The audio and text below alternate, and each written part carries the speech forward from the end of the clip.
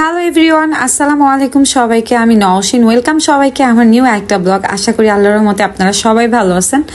যদিও এই গরমে আসলে ভালো থাকা হচ্ছে না, প্রচন্ড পরিমাণে গরম আর সব জায়গায় হচ্ছে জ্বর ঠান্ডা, সবাই অসুস্থ হয়ে পড়তেছে। আমিও হচ্ছে টানা একদিন আমার এত পরিমাণ জ্বর হয়েছিল বলার বাহিরে, আমার এরকম জ্বর কখনোই হয় নাই।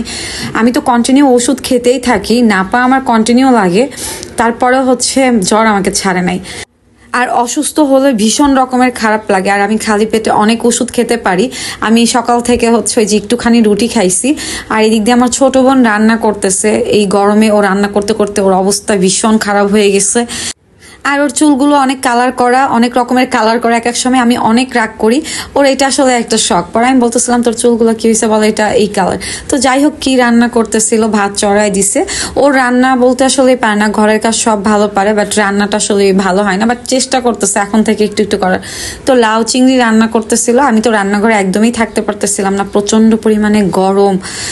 শরীর মন মানসিকতা যদি ভালো না থাকে আপনার কোনো কিছুই ভালো লাগবে না। আমি আজকে টানা কয়েকটা দিন রান্না করি না, তো অলরেডি এদিক দিয়ে ঝুমুরের রান্না বান্না কমপ্লিট। আমি রান্নাঘরে থাকতে পারতেছিলাম না, আর বলতেছিলাম যে তুমি থাকো।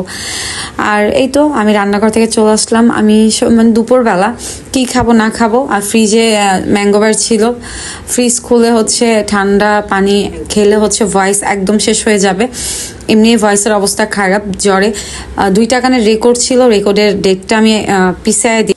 তো এই দিক দিয়ে হচ্ছে প্রাণ ম্যাঙ্গোবার যেটা আমি নিয়ে নিছি, এটা আমি ছোট থেকে খাইতাম। এটা আমাদের অনেকের ছোটবেলার স্মৃতি বললেই চলে।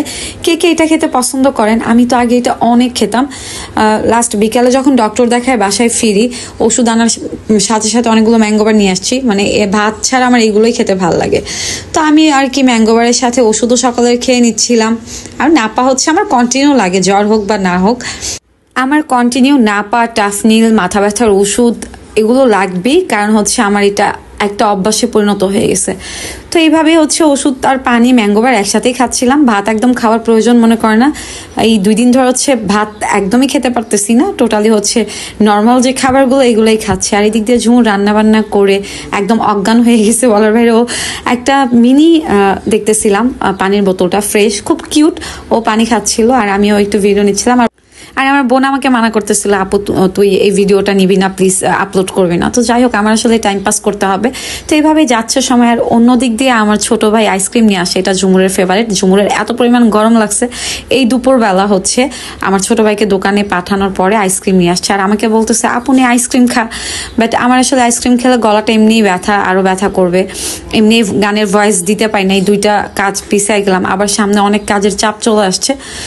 তো ঝুমুর আইসক্রিম খাচ্ছে, আমি ভিডিও নিচ্ছিলাম, আরও হাতে একটু ব্যথা পাইছে। তো যাই হোক, এইভাবেই যাচ্ছে সময়, সময়ের মতো করে একটু একটু করে ভিডিও মেক করি, সময়টা যায়। এদিক দিয়ে আমিও আইসক্রিম খাচ্ছিলাম। তবে আমি বলবো এই গরমে আপনারা ঠান্ডা খাবারটা একটু কম খাবেন, মিডিয়াম ঠান্ডা খাওয়ার চেষ্টা করবেন, কারণ সব জায়গায় জ্বর ঠান্ডা লেগেই আছে, সবাই অসুস্থ হয়ে যাচ্ছে। তো আজকের ভিডিওটা এই পর্যন্ত, সবাই ভালো থাকবেন, আমার জন্য দোয়া করবেন। আমার চোখ মুখ ফুলে গেছে, তো যাই হোক কেমন জানি লাগতেছে। আর এই যে আর পানি, তো এই ওষুধটাই আমি শেষ করতেছিলাম, বোতলের মধ্যে হচ্ছে আমি একটা ওষুধ গোলায় রাখছি, এটা অনেকক্ষণ ধরে আমি খাচ্ছিলাম, মানে সময় নিয়ে নিয়ে খাচ্ছিলাম। এটার উপরেই আমি বেঁচে আসছি মনে হয়।